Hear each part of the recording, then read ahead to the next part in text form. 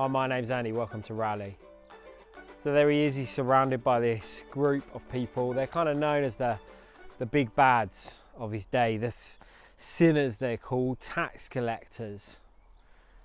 But it seems like Jesus is pretty okay in their company. He seems like he kind of welcomes them. And then there is this shout from the back of the crowd, "This man welcomes sinners." It's like an accusation from the good guys of his day, the priests, the Pharisees. And Jesus is about to tell a story. He's about to tell a story to answer that accusation. But you know, that accusation, that's good news for us, because that accusation is true. This man does welcome sinners. It was good news for the people around Jesus in his day, and it's good news for us today. In our society, which appreciates people who are pretty, people who are brainy, people who are slim, this man welcomes sinners. In our society that welcomes people who are good, who follow the rules, this man welcomes sinners. For us, maybe, who feel unlovely at times, who feel shameful, who feel guilty, this man welcomes sinners. And Jesus is about to tell this story. He's about to tell a story. It's quite a simple story about a dad and his two sons who live on a farm. And yet this story is radical, it's explosive. It's going to leave some people at the end of this story angry, so angry they're going to make death threats at Jesus. And some people are going to be so filled with joy, it's going to brim up inside of them.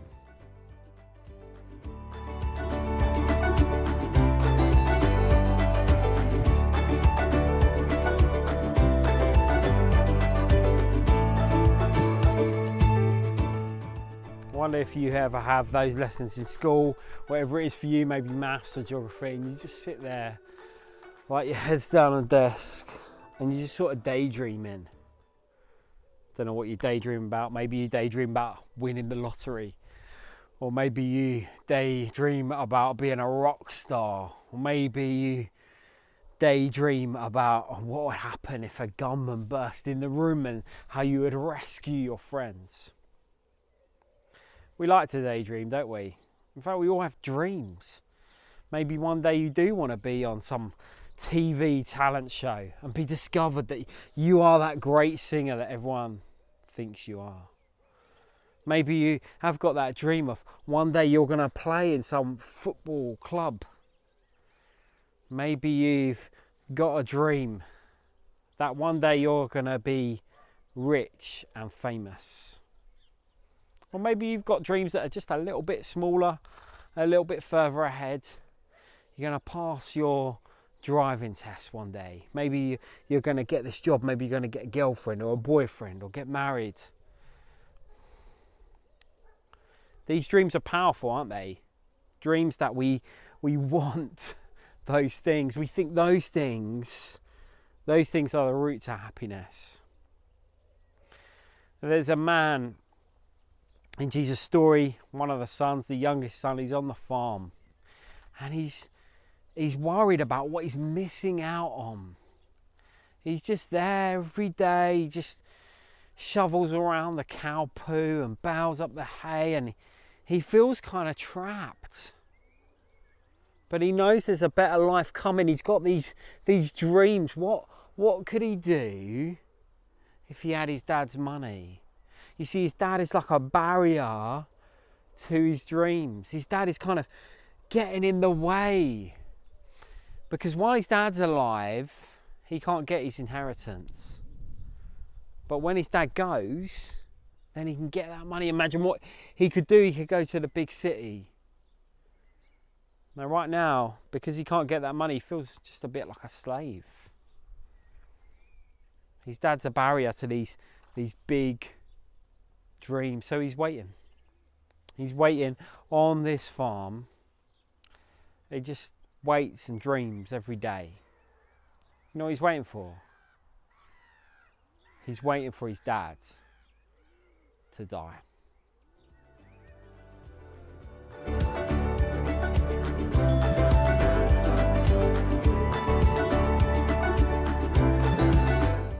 He also said, a man had 2 sons. The younger of them said to his father, Father, give me a share of the estate I have coming to me. So he distributed the assets to them. Not many days later, the younger son gathered together all he had and travelled to a distant country where he squandered his estate in foolish living. Have you ever been dumped? Maybe actually by a girlfriend or boyfriend, or a text, or maybe they had the guts to say it to your face. It feels rubbish, doesn't it? Maybe your friends stop hanging out with you, they just stop talking to you, I don't want to know you anymore. Maybe you have been replaced on the football team. Sorry, we've got someone better in your place. Well, this son dumps his father. He says, Dad, I don't want you, I want your stuff. He dumps his father, he takes the money, his estate, and he goes off. He grabs it like a little 2-year-old. You ever seen that? A bit of a bolshy 2-year-old. Our son was like this. Just go up to someone, grab their toy, walk off. That's what he's behaving like. He just grabs at what he can get because he thinks that's what's going to make him happy. And then he goes off. He runs away from everything he knows, away from his farm, because he thinks that's where he's going to be happy. And then he wastes it. He spends a bit here, he spends a bit there. He gets everything he wants for a while. He's happy. He's got the parties he wants to go to. He's got the clothes he wants to wear. He's got the food that he wants to eat. And life is great. And then it disappears. But listen, the real clangor of the story is that this isn't a story just about him, it's a story about us. That's why Jesus is telling the story. You see, years and years before, there was another father in a garden with 2 children. And he created this amazing garden for them. We call it Eden. And everything was there, and he said, join me in my work, join me in my family, be part of what we're doing here on this place in your home. And the children, they dumped God and they said, we want your stuff but not you. They reached out and they grabbed the fruit and they ate it because they thought it would make them powerful like God. And then they ran away, didn't they? And they hid. And that's what we've been doing ever since. We've been running after God's stuff instead of Him. We've been running after created things instead of the Creator.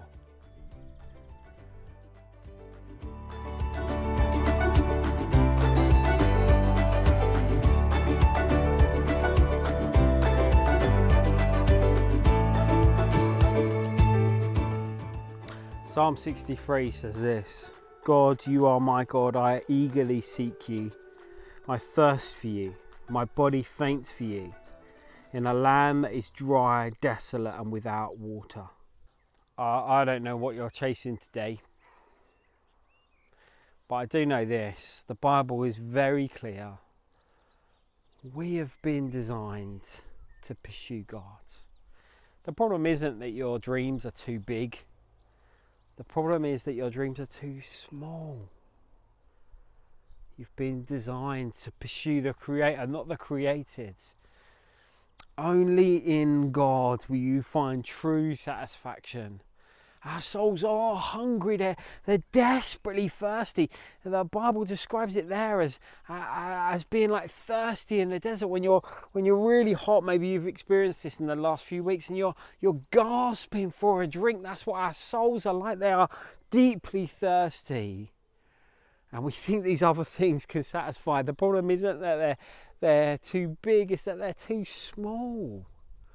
God designed us to pursue Him, to chase after Him, to long for Him. God designed us to pursue a dream, but it wasn't these other things, it was Himself. The wonder of the eternal God. So I want to ask you today, what are you chasing? What are you striving for? What things have got your brain constantly daydreaming? If only I had this. What is your thing that you're running after? Guys, let's think about that tonight. Let's talk it through. Let's ask God to help us. Have a great week, guys. See ya.